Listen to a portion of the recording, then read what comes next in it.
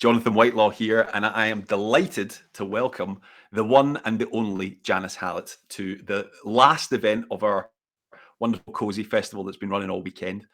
I want to kick off just with a big thank you, obviously, to everyone that's participated in the sterling panels that we've had since yesterday afternoon, all the way up till today. And a big thanks to Kaz and Sam at the UK Crime Book Club for putting it all together. They very modestly said that it was all my hard work, but as always, I did nothing. It was entirely them. Believe me, I am the eye candy, and that says a lot about my involvement. Unfortunately, moving very swiftly on. As I said, I'm absolutely delighted, humbled, honoured to be interviewing Janice Hallett this afternoon, or this evening, I beg your pardon, and we'll be racing through a number of questions. If you've got anything that you would like to ask, then by all means, stick it in the chat, and I will get to those as we progress. Now, we've just had off camera, off air, a debate, or I say it's a debate, but I was leading the charge and saying that Janice Hallett needs no introduction. However, for the sake of formality, then we shall say that if you don't know who Janice Hallett is, then where have you been for the past few years? But she is, of course, the author of The Appeal, The Tyford Code, and of course the mysterious case of the Alberton Angels. I always have to put my teeth in to say that out loud. One of the premier writers in the UK and indeed globally at the moment. And as I said, it's a massive honour to have the wonderful Janice Hallett here. Thank you very much for this.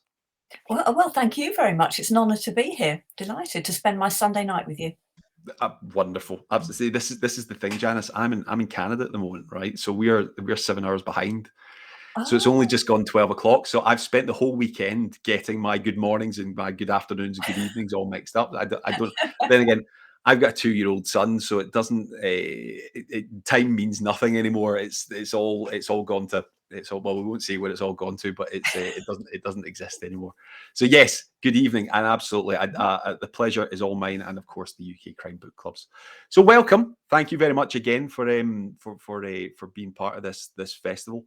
We're going to be talking, I think we'll be very formal, obviously, but we'll be talking a lot more about your writing, just your process and stuff like that. And congratulations, obviously, on the new book.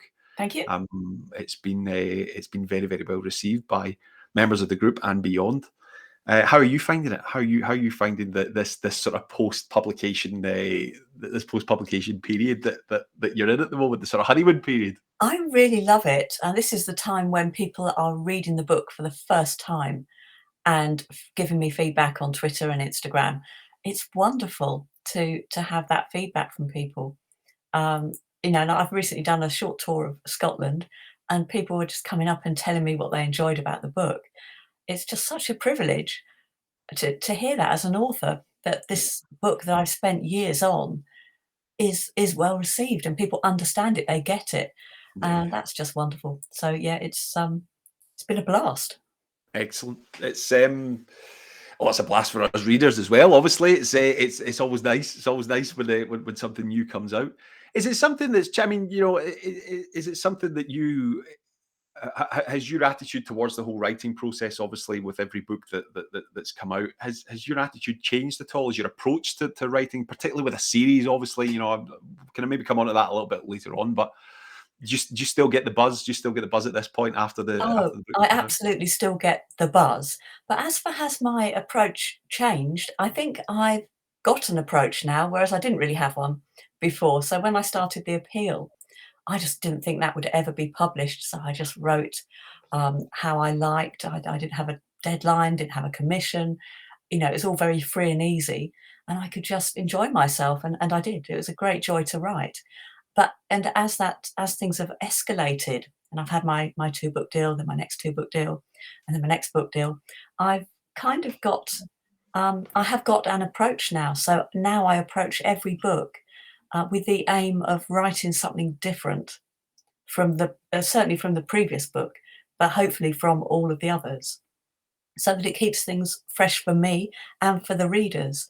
And I like to keep that air of experimentation about every story that I approach. So I've kind of grown into my approach as a writer rather than changed it. But no, I'm absolutely enjoying the ride, for sure. But that's it, though, isn't it? That's the most important thing, I guess. And I think readers respond to that, don't they? It's a reader. You know, we're all readers. Mhm. We've had a lovely comment already about our bookshelf, our strong bookshelf game in the background, and that's Yeah. Oh, yeah, check us out. We both have really, do really you good know, bookshelves. I didn't have a bookshelf. See, when we lived in the UK, I didn't have one, and the office that I had was very, very pale white, and it used to look, for want of a better expression, used to look like I was in a padded cell, which arguably is where I deserve to be. My wife's a psychiatrist, so you know, it's that speaks volumes.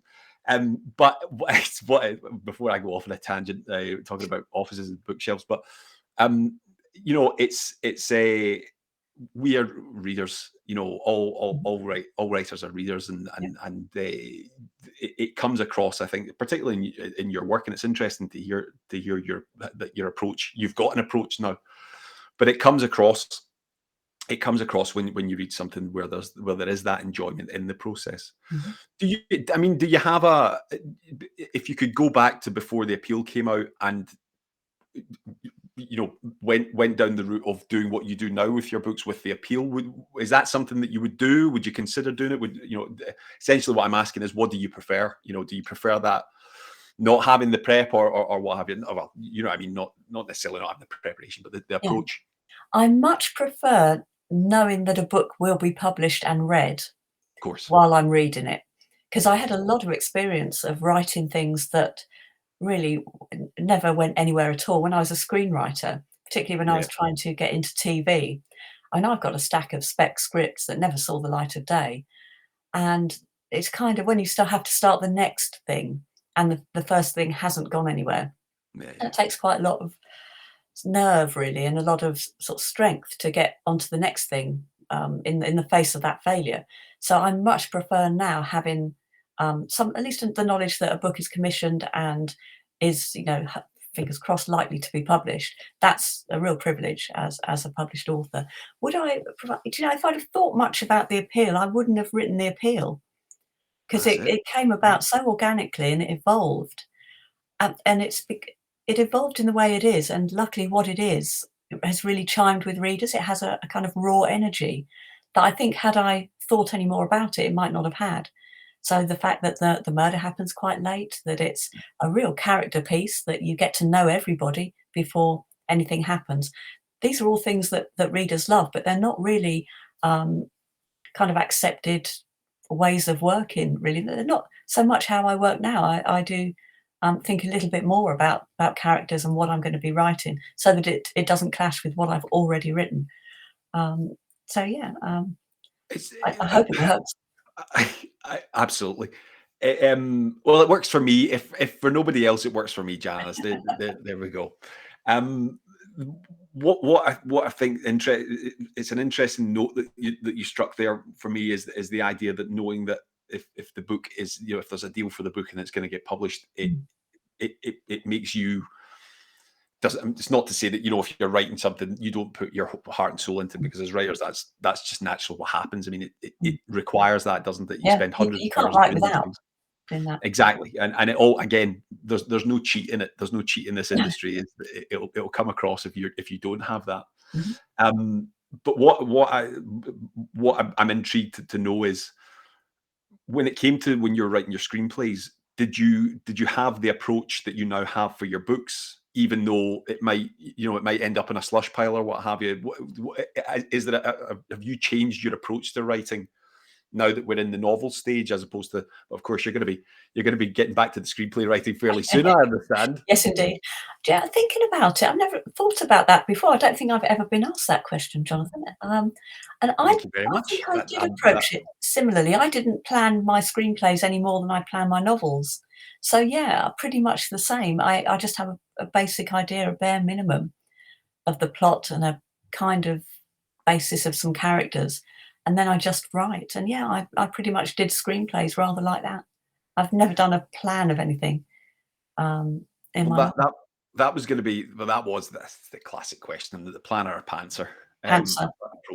Approached it pantser all the time. Do you know, the interesting thing is, I always consider myself to be a pantser, but I do a bit of teaching over here in Canada, creative writing teaching, and it's only come out since me doing that teaching that actually I probably plan a lot more than I give myself credit for or indeed acknowledge.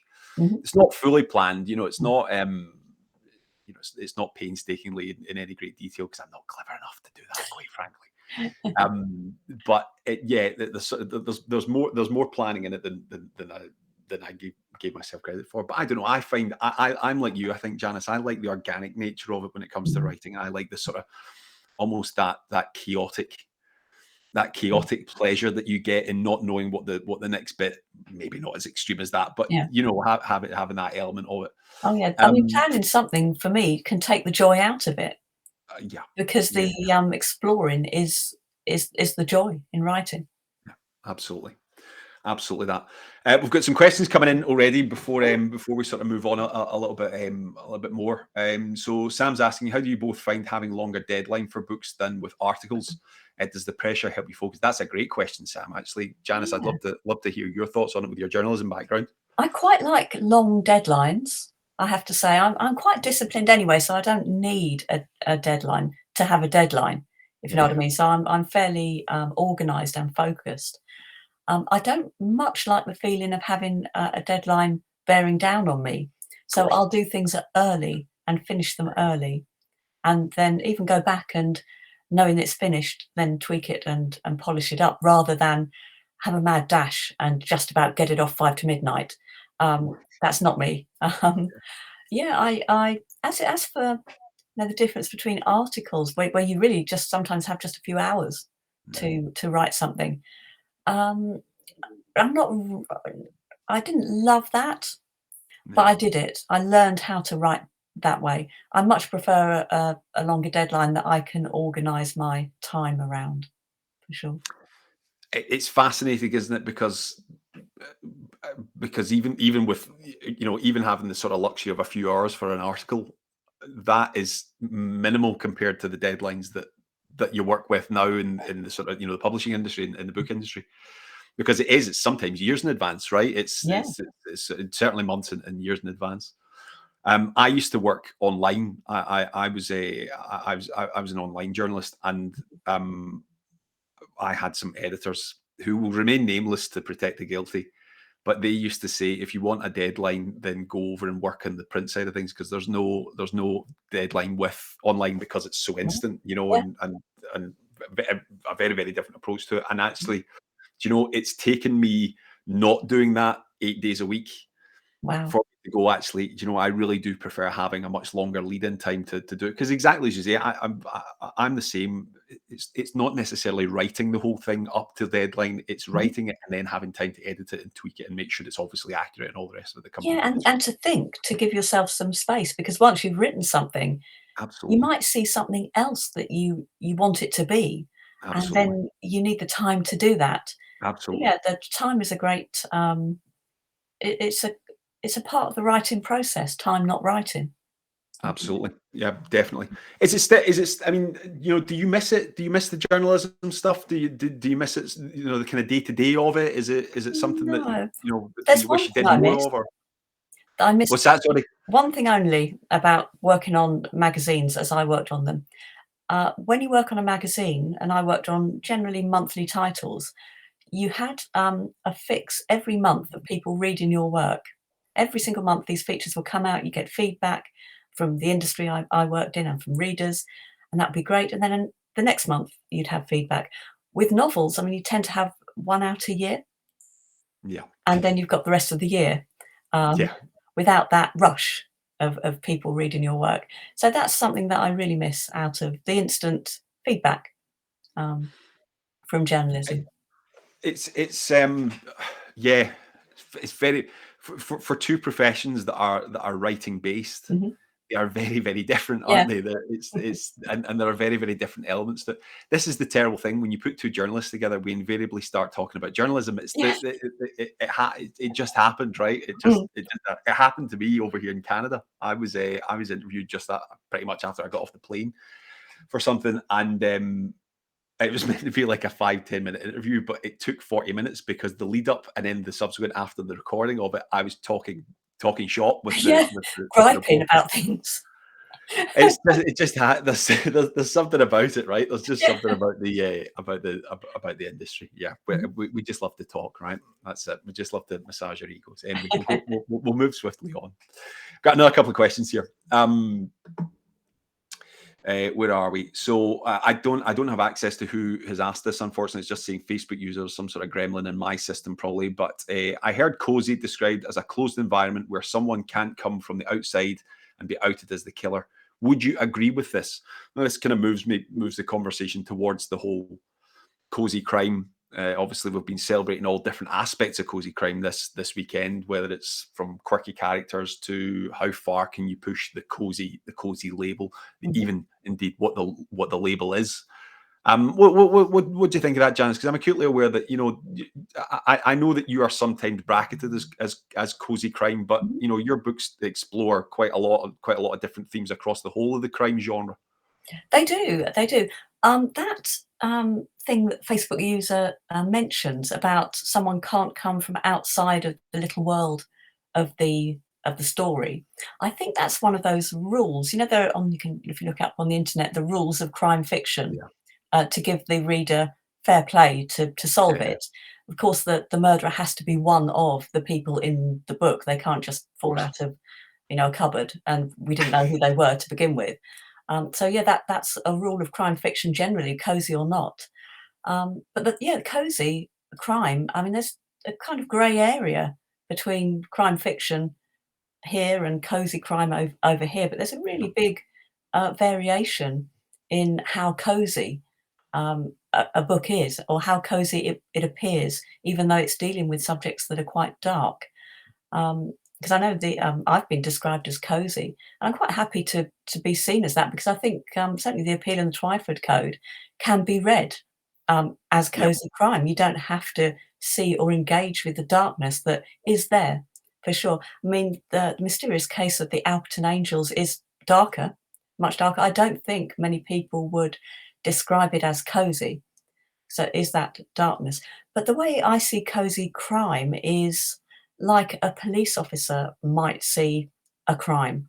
They um, are no less emotionally affected by it, but to solve it, to solve the puzzle and find the murderer, they have to put their emotions aside and look absolutely. at who could have done it, what the motivation might have been, what was the victim doing up to this point.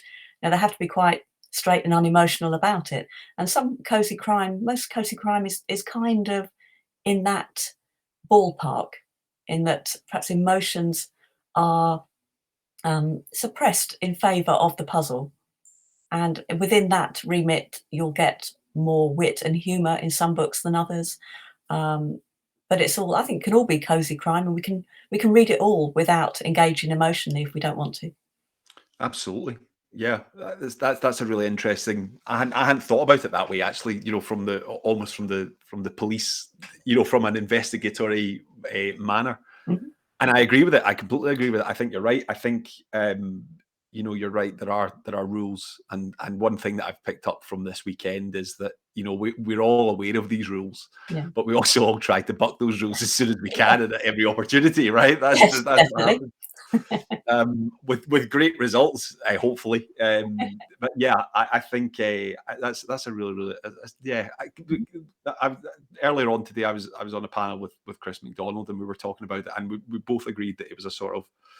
Oh, by the way, sorry, that was Donna Morfitt that asked that question there. Thank you, Sam, Oh, for okay. letting I letting don't. us know. Thank that was a good question, Donna. Thank you. Pleasure. But one of the things that we sort of we hit on is the packaging around how you tell that a particular story, and if Mhm. the packaging would suit a police procedural, or it would suit traditionally cozy or a Mhm. historical crime, or anything, or indeed any form of fiction. And it's trying to get away with murder with want of a better expression to Yeah. to sort of suit that. Um, One thing I wanted to ask you, obviously, we're talking about your wildly successful series that we all enjoy, with no hint of hyperbole there. I genuinely mean that, of course.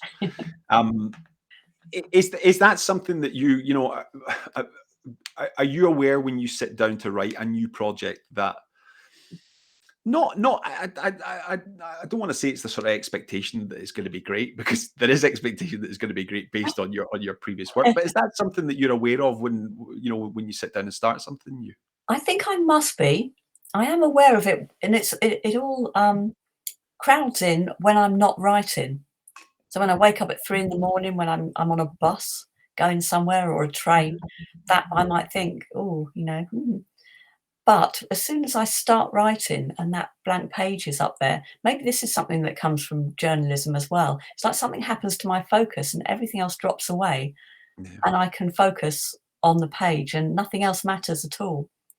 Um, so that's a kind of, it's just a mindset I think that I'm in when I'm writing.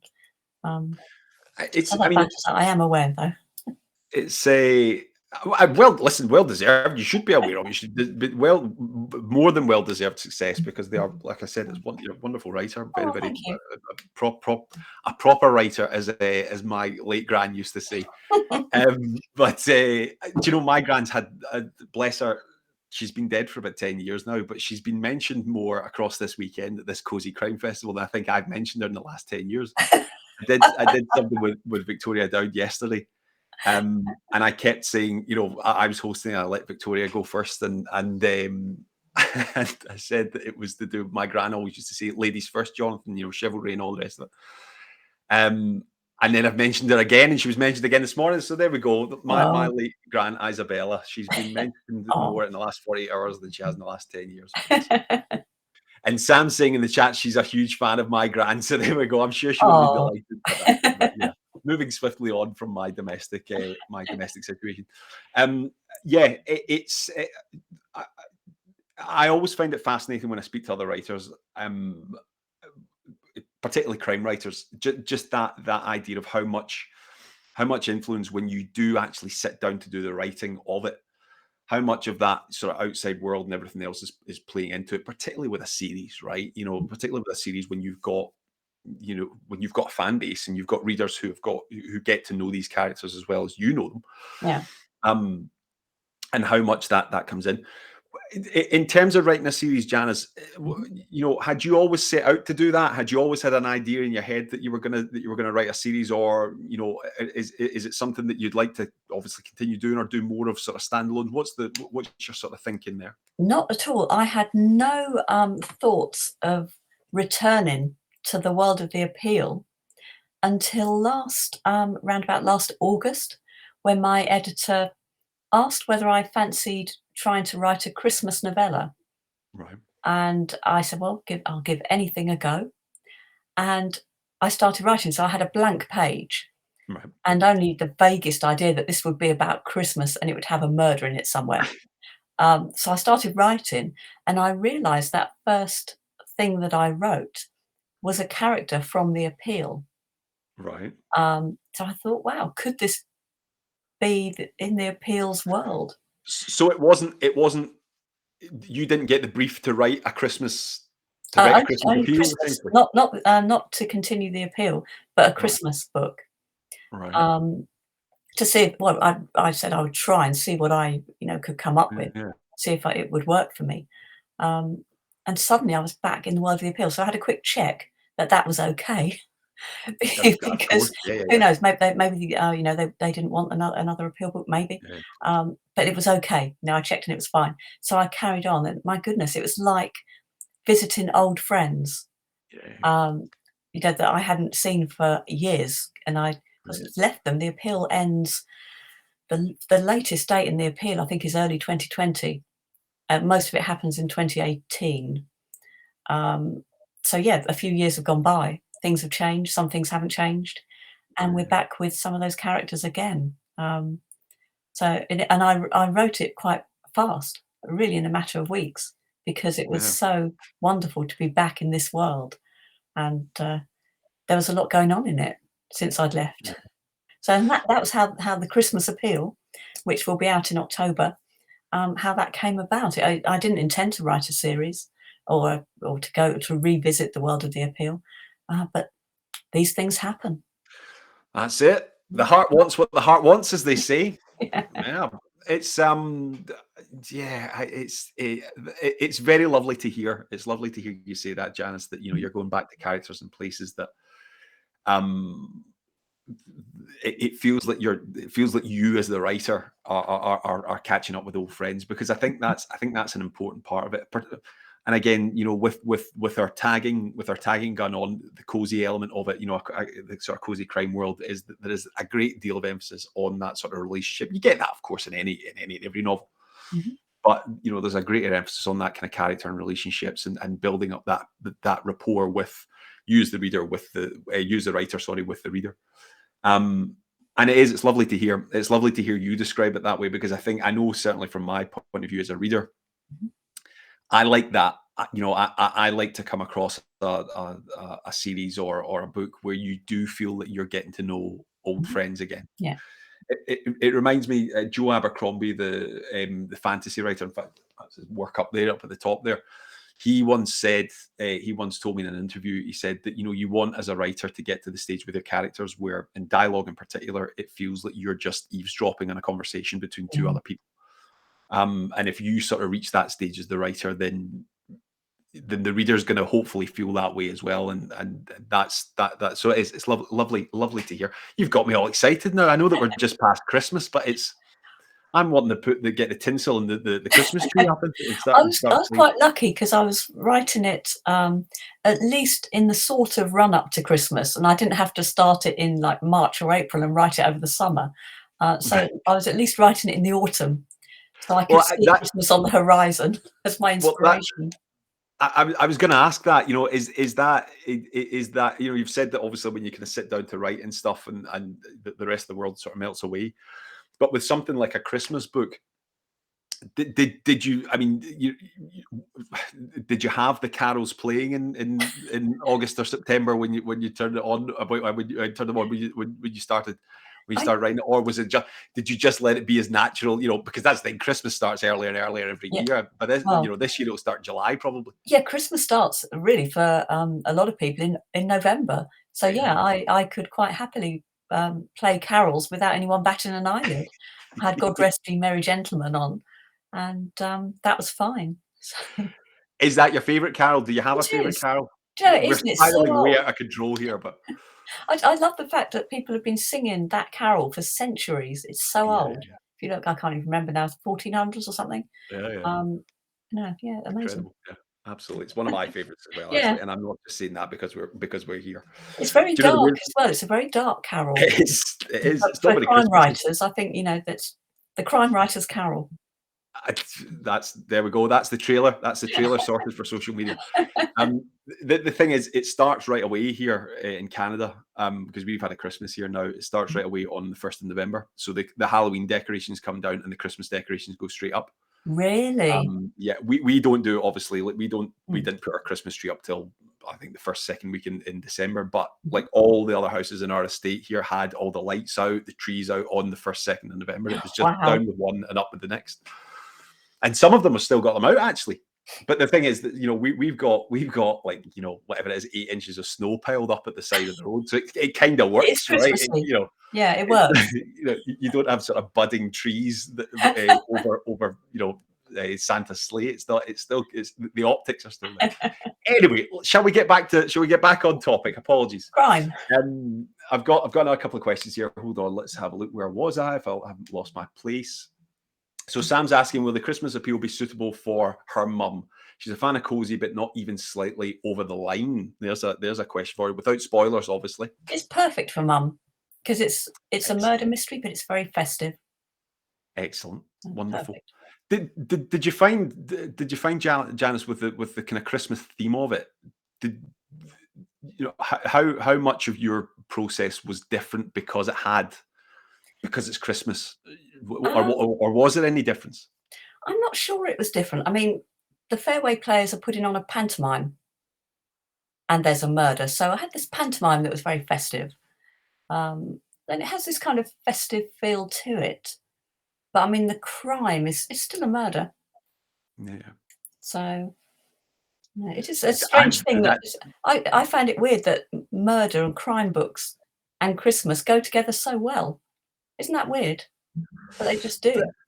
Do you know, it's strange, isn't it? It's the Christmas means Christmas being Christmas. It actually means very, very different things to nearly everybody that you know. Mm, And even people that, like, I mean, Christmas to my brother is completely different to how I perceive Christmas, even though we grew up in the same house and had the same Christmases for 15, 16 years or whatever it was. But what I find interesting is exactly as you say, that sort of mystery, crime. I've always said, like I don't. Again, as a journalist, it always amazed me around about the Christmas time we didn't get more appeals from the police saying that, a shop's been robbed by the suspect is described as being 6 foot tall in a red suit with a snowy white beard. mhm. Because surely that's the time that, if you dress like Santa at Christmas time, you'll get away with any crime. Yeah, That's how could you absolutely. possibly narrow it down?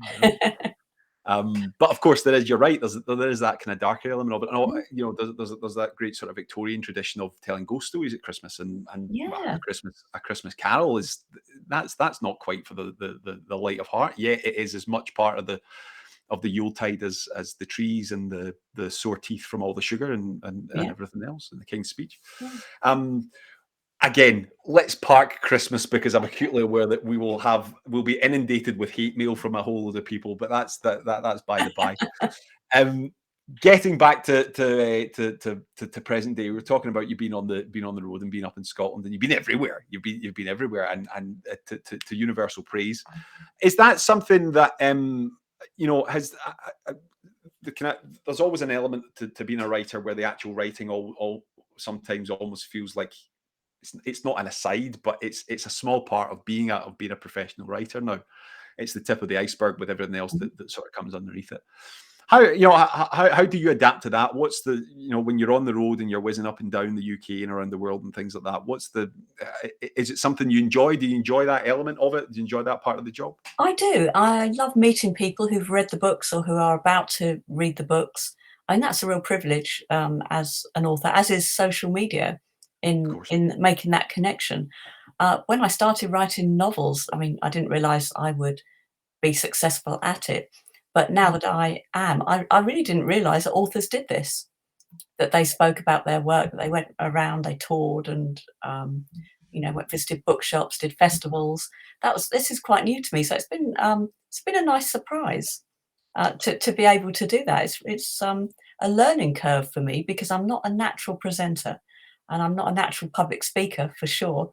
Um, but I think, doing things that scare you help you grow, and I'm a lot better at it all now than I was a year ago for having done so much.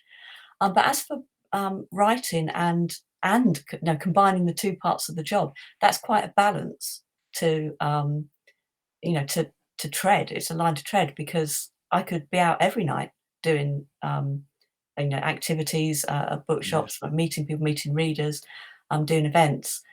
But I have to have time where I've got runs of days where I can just concentrate on writing. of So course. I'm not that good at writing on the road.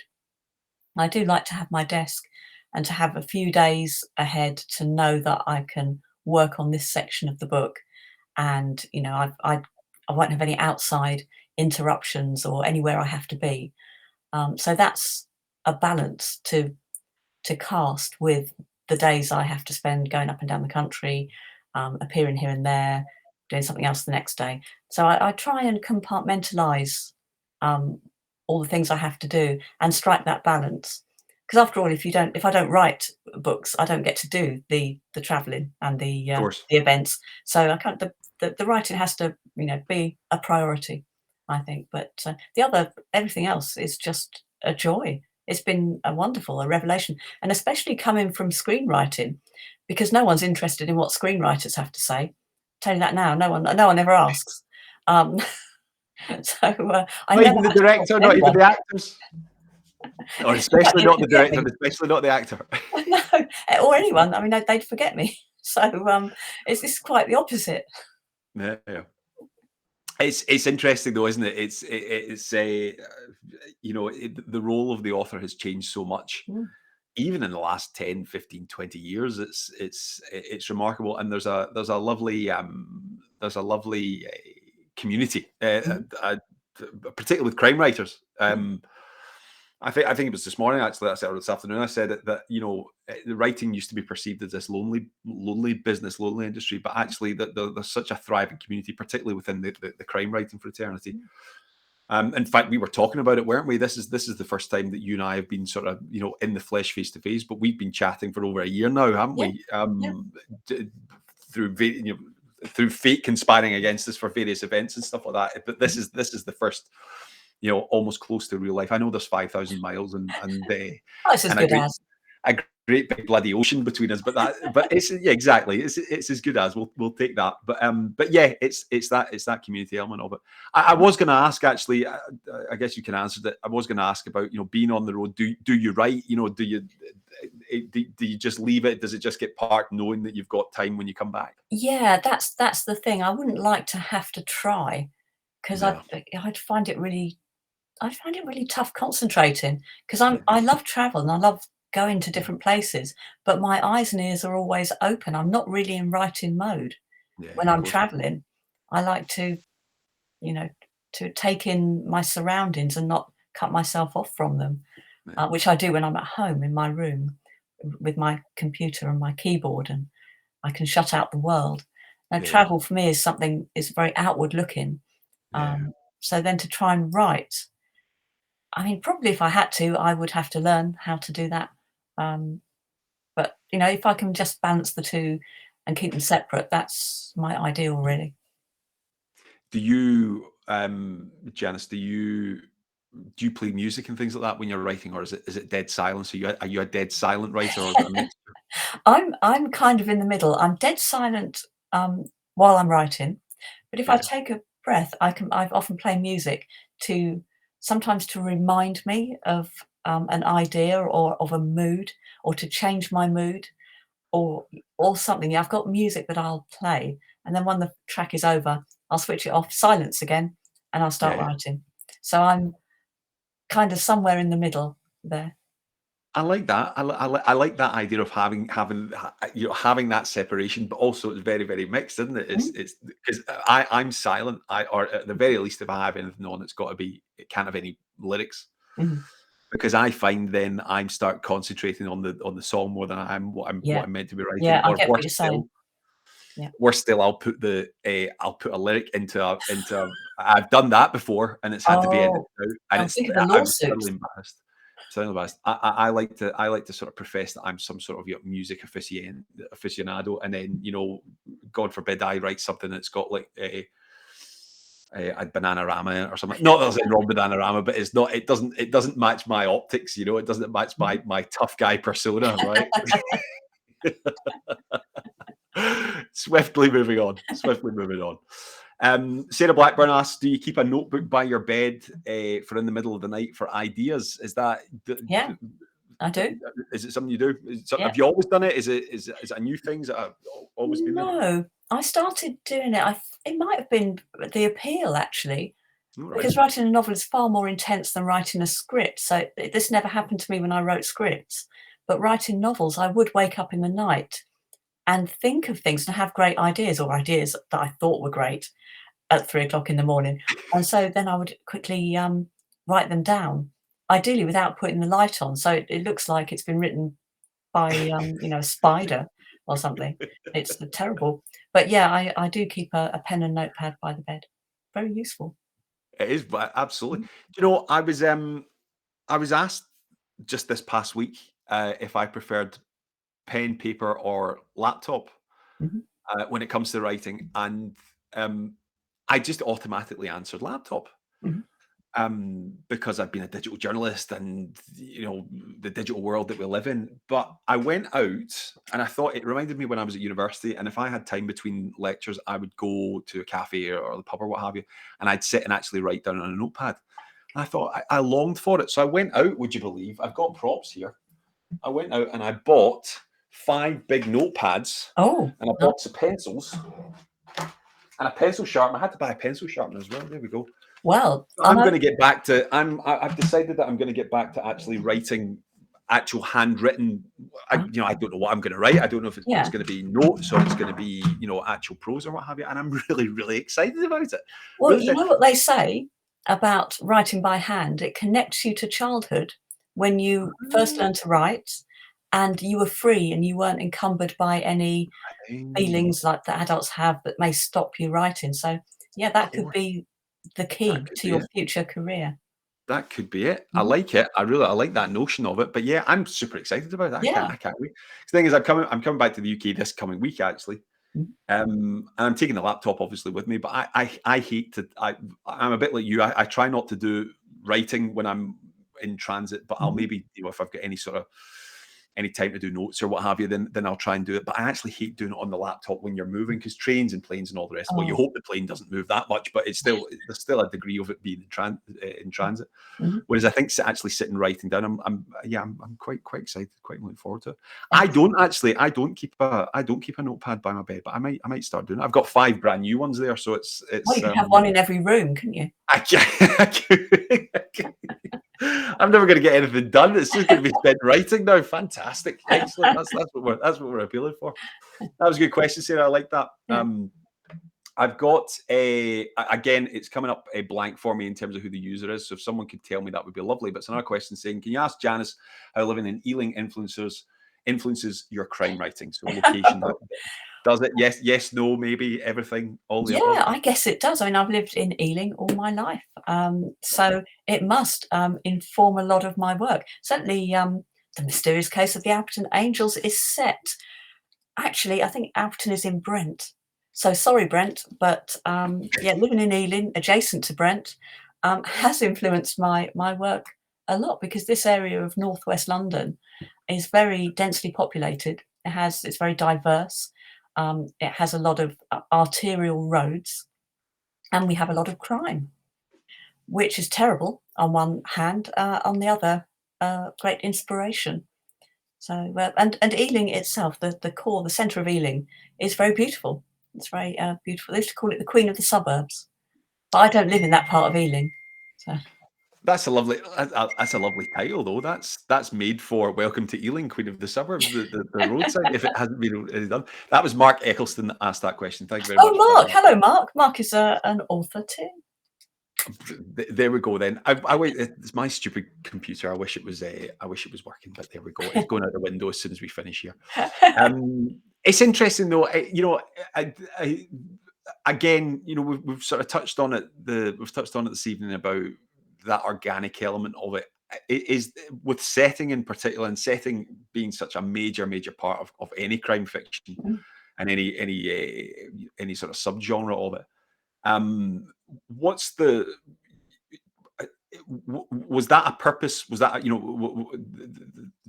having the influence from the real world into your sort of fantasy world of the books? Was that a purpose? Was that a purpose built thing, or did you want to pay tribute in that sense, or did it just happen? It was in the Alperton Angels. It was very deliberate, because the main sort of inspiration behind this book is true crime, and the connection between crime and entertainment that I love. I'm a great true crime fan, in all its forms: podcasts, books, films, TV shows, you name it.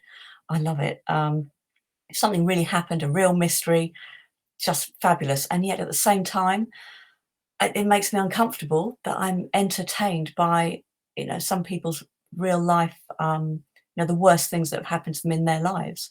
Um, it's my entertainment. So I wrestle with that. And this book is about that connection between entertainment, or fiction, and reality. So setting it in somewhere that is so real. I mean, every location here is real. And you could probably, if you were so inclined, you could visit all the locations in this book. You'd probably need me to tell you where they were. I mean, drop me a line on Twitter. But um, that You've link you've between done it now, Janice. You've done it now. That's it. That's your summer taken care of, I'm afraid. doing tours. Um, but yeah, the link between reality and entertainment is what this book's about, and there's a lot of interlinking in lots of different ways in this story, and yeah, completely deliberate. Good. Good. That's what we like to hear. The deliberate element of it makes us all sound very much more professional than we It probably does, are, doesn't or it? certainly me anyway. Another Facebook user is saying that we need saying hello, Janice. We need a statue of you outside Ealing Broadway Station. Ooh, That would be lovely. And I imagine imminent. well, once they've taken down all the hoardings and once the Broadway station has actually been finished, because they've been rebuilding it for as long as I can remember. But yeah, I'd happily have that statue out there. Excellent. We'll get a rock. We'll get a Rocky-esque pose with you doing Definitely. that. Oh, for sure. Listen, those tours sound fantastic. Those two, I'd go with that. I've never been to Ealing. I've Have you never been. not? I've heard an awful Okay. lot about it. Obviously, not just from yourself, but it's. Mhm. I didn't. I Lovely love park. that title, the Queen of the Suburbs. That's a Yeah. wonderful title. There's some lovely parks in the centre of it, Ealing, and more the Ealing Broadway, there's the centre of it. But the outlying suburbs are just very densely populated, and they're Yeah, of bordering on Metroland of course. the John Betjeman poem. Lovely, Mm. wonderful. You paint a lovely picture. I can't wait. I can't wait to go. I know that time is pressing on, and we'll try and get through as many more of these questions as possible. One thing I wanted to touch on, and I know obviously it'll all be under top secret information, but we are getting TV adaptations of the books, and you are all signed up to do the screenplays. Indeed. Have you started? Yes, well, certainly for the Appeal and the Twyford Code, yes. Yep. Alberton Angels, I mean, announcements are imminent, so I can't say any Right. more about that. Excellent. But yeah, I've been writing the script for the Appeal and the Twyford Code, and it's been great. It's been like going back in time and revisiting my screenwriting career of a few years ago. It's Well, been brilliant. this is what I was going to ask. Is it um is it a different way? Are you approaching the writing of the screenplays for these books differently because you've got the book already there and it's all you've spent the years already with those characters as opposed to sitting down and doing something completely brand new? Is it easy? Is it harder? Is there a difference? Yeah, I don't know. There is a difference in how they're written. It really is very, very different. Scripts are very collaborative, so I work in collaboration with the director, producers, and we all work together on that story and translating the story in the book to the screen because they're two different languages. Yeah, For example, the emails and texts in the appeal, that's a literary device and yeah, it yeah. doesn't translate to the screen. So will be the screen version won't have the emails in it. So it will be played out on the screen. And that's the main difference in the translation of it. But as for the process of writing, scripts are written very quickly and it's very to describe it, it's quite airily because Okay. as the script writer, what you're putting on paper isn't what the reader will read. It's not the end Yeah, product. It's like a yeah, blueprint for other creative professionals to bring their own creativity to the project. So it will inform the actors, it will inform the director, of course, the producers, the people doing the props, the wardrobe, makeup, location managers. All of those people will look at the script and will be informed by it. So the writing is partly technical and partly, well, creative. It's all creative and partly technical, I suppose. Um, and that makes it very free. So if I'm stuck on something, I can ask one of my collaborators. I can of say, course. what do we all think about this? Does this work? Does that work? If I did this, would it be better? And it's all very sort of communal and enjoyable, I suppose. But with a novel, writing that you're on your own for the Yeah. most part until it goes off to the editor.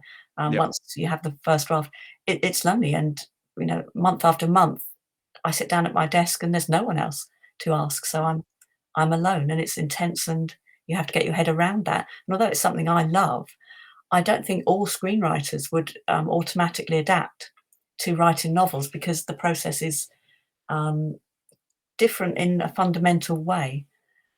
I can't remember what your original question was, but I hope that answered it. Nor can I, because I was utterly hypnotized by that there, Janice, because it's a world that I've had absolutely no experience of, and Oh, you do often think that particularly if you're particularly if you're the writer who's adapting their own work for the rather ignorantly, I should say, that you do think this, that if you've got the sort of the base knowledge of who these characters are. Because what I was going to ask was, have you found that the characters within the novel, when you are translating them to the screen version of it, do you find that you have to make tweaks to them as characters? Maybe not, maybe not drastically different, but it is it, you touched on it there.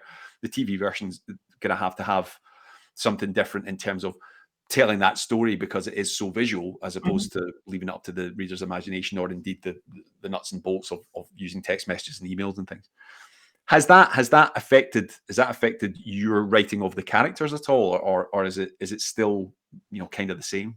I'm trying to think if it has. I can't think of any instances where it's changed significantly, Yeah, that character. No, because I think the books and the stories and the plots are so character driven of course. that Yeah, they yeah, kind of have to be very similar in terms of where the characters go, the character's journey. All the characters have very strong arcs in the books, and they do on screen as well.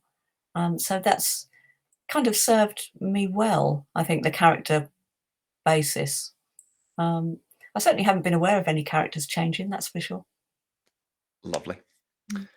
Sarah Blackburn asks, will you have some involvement in selecting the actors who will be acting in your TV shows? Oh, do you know, I don't know. We haven't got that far yet. I doubt Very it good. because the actors work with the director Of course. and the producer, and that's the kind of key relationship there. Rather, I mean, Yeah. I wouldn't have to work with the actors, so I wouldn't expect to be part of the of choosing them. Um, Do you have anyone in mind? You can tell us. do you know? I don't think about what characters look like at all because I jump into their skin, so I can't see them. Of When course. I'm writing, I jump into the skin, and I kind of like it when the reader does that too, Yeah, yeah, and yeah. they feel that they are every character that they're reading in that particular moment, because that's how it was for me when I was writing it. Um, so I no, I don't. I have no thoughts really about It, actors. I mean, I love actors. Actors are just wonderful.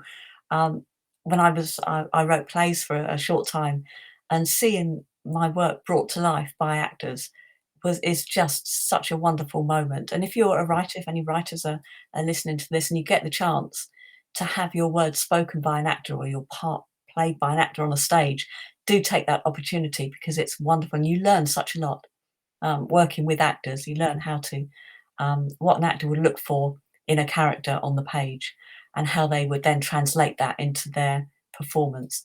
So that is absolutely wonderful. But no, I don't ever think about what the characters look like, and it's quite a surprise to me when people talk about it because I uh, that wasn't anything that was in my mind.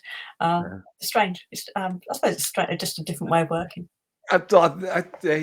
I agree. I'm the same. We were chatting about it off air, weren't we? We were Mhm. talking about with my Bingo Hall Detectives, and when they did the audio version of it, it was Sid Cigar that Mhm. did that did the voices, and he'd spoken to me and said, "What do you think of what have you got in mind for the voice of this character?" And I hadn't. It just not crossed my mind. It just never occurred to me when I was writing these characters. And then when you hear it, and when you hear professional actors do it, you think, well, that's terrific. That's fantastic. I was very, very, very lucky, obviously, with the Bengal Detectives, but I was very lucky when I was a student. I took a screenwriting class at Strathclyde University, and it was the wonderful Raymond Friel who wrote The Calcium Kid with Orlando Bloom. And he Wow. took the course, and he knew a lot of actors. And what he did was he brought actors into one of our sessions, and we were told the week before, prepare something that you're working on. And this is just it doesn't have to be good, it doesn't have to be anything else, but it's just to get used to hearing the words performed by who would potentially perform. Mhm. And I agree, Janice. I completely agree. I think it's so different. It's such a different. It's so different to hear it hear your words spoken, and it's a lovely privilege. Actually, it's really Yeah. really nice, really really nice to hear and see. And it also it can highlight your own writing, good and bad as Oh, well. yeah, absolutely. Yeah. It's a baptism of fire. Absolutely that. Well, a lot of writers I know I've spoken to have said that what they'll do is, and I don't, well, if you do it, by all means, let us know through the sort of editing process. They'll read the script out. They'll read their work out to hear if there's any error, particularly in dialogue or what have you. If people actually sound like that, that type of thing. And it does. There's no hiding from the warts and all. Time has beat us. Unfortunately, Janice, I could sit here and chat to you all night, but I know that you're a very, very busy woman, and you don't need me fanboying all over the place. Nobody needs to hear or see that. I can't believe an hour has gone by. It feels like about 20 minutes. Absolutely. Very, very kind. Very, very kind. People normally say an hour with me feels like 10 years, but that's we'll leave it at that, shall we? Thank you so much. Thank you, obviously, again to Kaz and Sam for putting together this wonderful festival, bringing the festival, the weekend, to a close. I will mention, obviously, Janice, you are at Waterstones Leeds on March 16th, and tickets are available for that. And you're doing a whole host of other ones around the north, aren't you? Manchester, yep, Liverpool, Leeds, and Manchester. Waterstones. Fantastic, excellent. Keep an eye on my Twitter. I'll be definitely tweeting about them and all my other visits that I'm doing. I'm at Trafalgar Square, Waterstones, on the 6th of March with Victoria Selman. Lovely. Various other festivals. Yeah, keep watch my space. Not my space, because I'm not on that. If it exists anymore. That's talking about 10 years ago or more. Twitter. I do miss it. Follow me on Twitter. Wonderful. Yes, absolutely. And thank you again to everybody that took part in tonight's discussion. Obviously, this will be back on YouTube, or if you're watching on YouTube, on the UK Crime Book Club channel. Thank you, everybody. Thank you, Janice. I've been Jonathan Whitelaw, and we'll see you soon, hopefully. Bye-bye. Bye.